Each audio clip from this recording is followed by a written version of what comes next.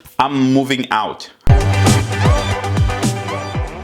What's up, Money Geeks? Mr. V here. Welcome to another video, guys. So in today's video, I want to show you guys how to transfer your portfolio from Robinhood to WeBull. If you remember last month when Robinhood went through their crisis and actually crashed when people were actively trading, I was actually impacted by that. I lost about $4,500 in that process. And so after that, a lot of people have been asking questions about where to go next, which platform is reliable and which platform is good.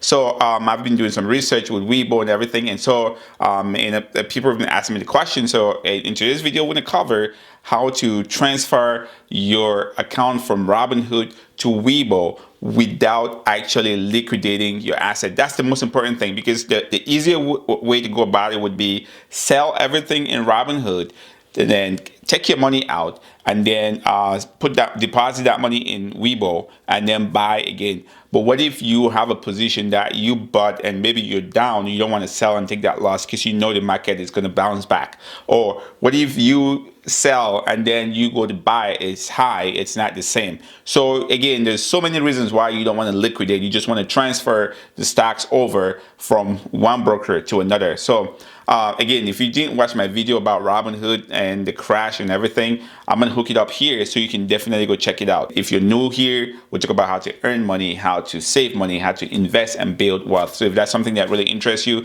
go ahead and hit that subscribe button and the notification bell so that when I post new videos, you would be the first to know. So we're gonna jump on the computer. I'm gonna show you guys exactly how you can actually take your brokerage account from Robinhood without liquidating your asset over to WeBull.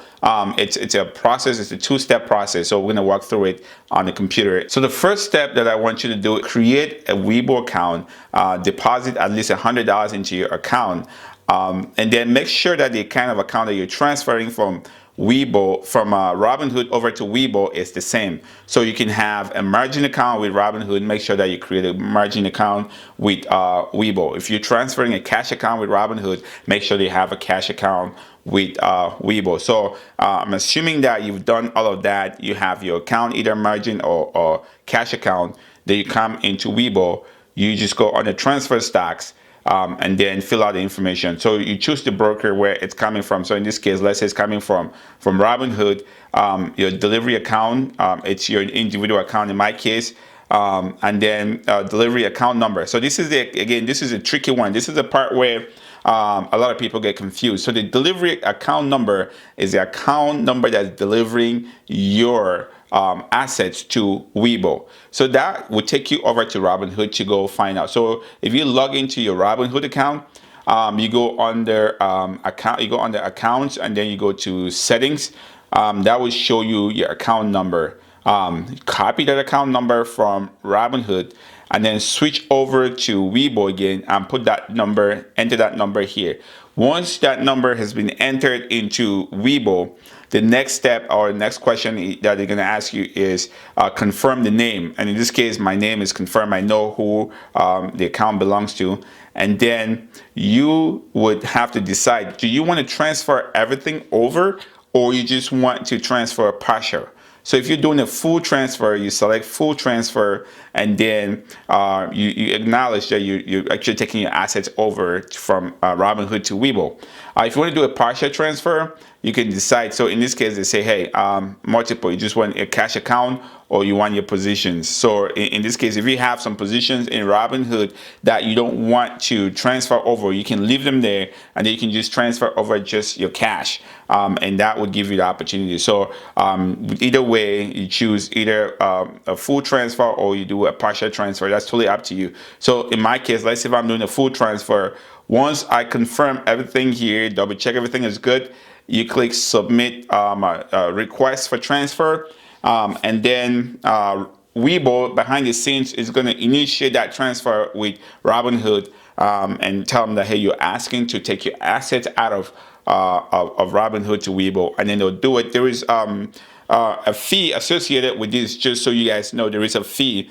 In this case, WeBull says they'll cover the fee. So if you see here, and this is very important, WeBull says that they would cover the charge up to about $75. So I don't know how much Robinhood is going to charge, but the average is between $50 and $150, somewhere within that range.